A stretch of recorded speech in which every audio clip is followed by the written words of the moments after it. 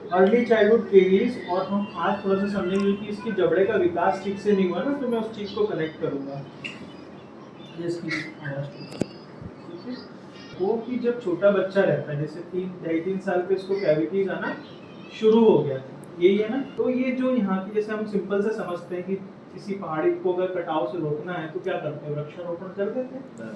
तो वैसे ही यहाँ पे जो इन्फेक्शन है और ये इतने दिनों से जो फुंसियाँ बन रही हैं, इसको जो फुंसियाँ बन रही है उस वजह से ये जो प्री मैक्सिला एरिया है अपना, मतलब ऊपर की जो हड्डी है उसके आगे वाला हिस्सा जिसमें हमारे कैनाइन टू कैनाइन दांत बने रहते हैं, उस पार्ट को हम प्री मैक्सिला कहते हैं, ठीक है। और पीछे के दांत में सड़न रहेगी तो पूरी मैक्सिलरी बोन। ये बहुत इंपॉर्टेंट बोन है जो कि हमारी पूरी स्कल को बेस देती है, आँख को सपोर्ट करती है, नाक को सपोर्ट करती है, और इसी के रिलेशन से हमारा नीचे का जबड़ा भी अलाइनमेंट होता है, ठीक है।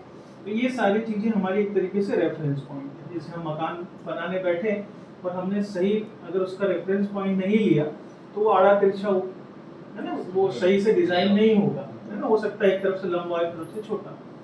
तो वैसी चीज़ें हैं। तो यहाँ क्या होता है कि अब हम ये देखेंगे कि इसने जो लो लेवल ऑफ इन्फेक्शन है, इसने पक्के दांत में क्या क्या गड़बड़ करी है ना। उसकी जो फॉलिकल है, उसकी जो थैली है, जैसे गर्भ में बच्चा रहता है वैसे थैली में रहता है, वैसे ही अपने सारे दूध के दांत के ऊपर पक्के दांत रहते हैं और वो सब थैली में रहते हैं ना। मैं आपको यही समझा रहा था कि जब हमारा ये वाला हिस्सा पूरा एक तरीके से इन्फेक्शन से गल चुका है, इसको गलना ही बहुत सिंपल शब्दों में हम बोलेंगे, तो उसमें क्या हुआ है कि हमारा प्री मैक्सिला की जो विड्थ है, चौड़ाई है जबड़े की, वो विकसित नहीं होती, और उस वजह से हम देख रहे हैं कि जो इंसाइजर्स हैं हमारे, है ना, इनके अंदर भी ये घूम चुके हैं अंदर ही अंदर, ठीक है। और ये जो लेटरल इंसाइजर है और हमारे कैनाइन दोनों एक ही लाइन में आ रहे हैं, अच्छा, ठीक है। क्योंकि दूध का दांत जो है, पक्के दांत को एक गैबर्निकुलर कैनाल नाम की एनाटॉमिकल स्ट्रक्चर होता है, उसके सहारे वो गाइड करता है, जैसे हम मॉडल कर देते हैं, है ना, जैसे मॉडल है अपने पास। तो ये दांत इसके साथ जुड़ा हुआ है। अगर ये दांत पूरा सड़ के खत्म हो गया, हालांकि जो कॉमन एक सेइंग है कि दूध के दांत गिर जाएंगे नए दांत आ जाएंगे, डेफिनेटली आएंगे, नो इश्यूज, तो वो पर कैसी स्थिति में आएंगे वो स्थिति को हम थोड़ा सा एक्सप्लेन कर रहे हैं। इससे कम से कम पेरेंट्स को ये लगेगा कि अपने को दूध के दांतों को भी बचा के व्यवस्थित उसकी स्वास्थ्य पे ध्यान देना चाहिए, उसको नज़रअंदाज नहीं करना चाहिए। बहुत दुख की बात है कि जितने भी डॉक्टर्स को आपने दिखाया सब ने आपको एक जैसी सलाह दी, जिसको हम निगेटिव रीइंफोर्समेंट बोलते हैं। अभी कुछ मत कराओ, नए दांत आएंगे, ठीक है, ये तो टेम्परेरी दांत है, नए आ जाएंगे, छोटा है अभी कैसे मैनेज करेंगे। तो भैया हर चीज़ के लिए एक चीज़ है। हमने आईफोन खरीदा है आज, तो आईफोन का एक अलग पूरा तामझाम है, उसके लिए अलग प्ले स्टोर है, उसके लिए हर चीज़ अलग है। आज बच्चों को सर्दी खांसी बुखार होता है तो अपन फिजिशियन के पास नहीं जाते हैं, हम कहाँ जाते हैं, पीडियाट्रिशियन के पास जाते हैं, हम वैक्सीन पे ध्यान देने लग गए। तो वैसे भी दांतों के लिए इसमें अपने को समझना चाहिए। तो अब यहाँ ये समझो कि ये वाला हिस्सा हमारा सिकुड़ता रह गया, उस वजह से नाक का फ्लोर, ये जो मैक्सिला है, ये हड्डी है, इसी के ऊपर नाक भी है, तो नाक भी छोटी रह जाएगी, नाक के अंदर से हवा जाने के लिए जगह भी छोटी हो जाएगी।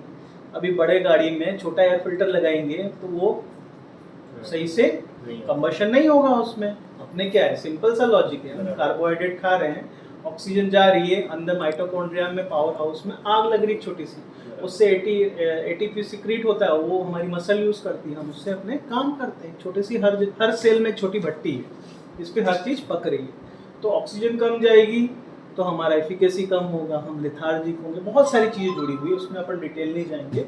लेकिन यहाँ हम ये समझ सकते हैं कि ये तीनों चारों 6 दांत हैं, ये एक के ऊपर एक चढ़ रहे हैं, और कारण कुछ भी नहीं है, सिर्फ और सिर्फ अर्ली चाइल्डहुड केरीज, मतलब 6 साल से छोटे बच्चों में जो दूध के दांतों में सड़न होती है उसको हम अर्ली चाइल्डहुड केरीज बोलते हैं। और एक पीडियाट्रिक डेंटिस्ट ये सारी चीज़ें बहुत जिम्मेदारी से समझता है, और हम चाहते हैं कि बच्चा जन्म से ही या गर्भ में से ही हमारे साथ जुड़े, ताकि उनको पेरेंट्स को छोटी छोटी चीज़ें हम सिखा सकें, है ना। बहुत बड़ा अचरज होता है कि दुख भी होता है कि पेरेंट्स बहुत लेट आते हैं, और स्पेशली आप जैसे हम लोगों में से मिलने जुलने वाले लोग अगर लेट आएंगे तो हमें कम से कम कहीं ना कहीं ये लगता है कि हमारा अभी भी अप्रोच कॉमन पब्लिक तक नहीं है ना।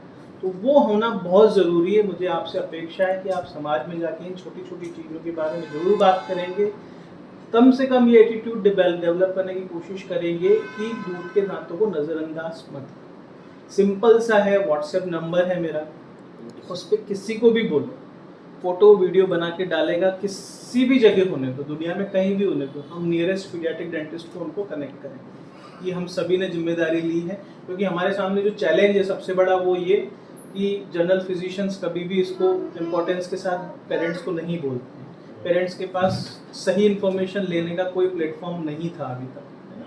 तो ये सारी चीज़ें अचरज हैं। तो अब यहाँ से बचाने लायक कुछ बचा नहीं है, हम सीधा सीधा इन दांतों को एक्सट्रैक्ट करेंगे जो भी छोटे टुकड़े बचे हैं, और फिर हम ये सुनिश्चित करेंगे आगे भविष्य में कि इनके पैलेट को एक्सपांड करेंगे, जबड़े को आर्टिफिशियली उसको बढ़ाने की हम कोशिश करेंगे, और फिर इन दांतों के लिए, पक्की दांतों के लिए जगह बनाने की हम एडिशनल हमको मेहनत करनी पड़ेगी इनको जगह बनाने।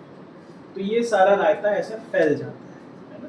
तो ये मेरे को आपको समझाना था और आपके माध्यम से और लोगों तक भी बात ले जानी थी। तो ये इस तरह से केसेस हमारे कॉम्प्लेक्स हो जाते हैं और फिर हमको उसमें ट्रीटमेंट करने को भी नहीं मिलता। ठीक है, तो देर नहीं करनी है, बस फोटो वीडियो बना के ही नंबर पे डाल देना है। हम जिम्मेदारी से उनको बेसिक इन्फॉर्मेशन जरूर दे देंगे कि उनको ये समझ बन जाए। ठीक है, थैंक यू।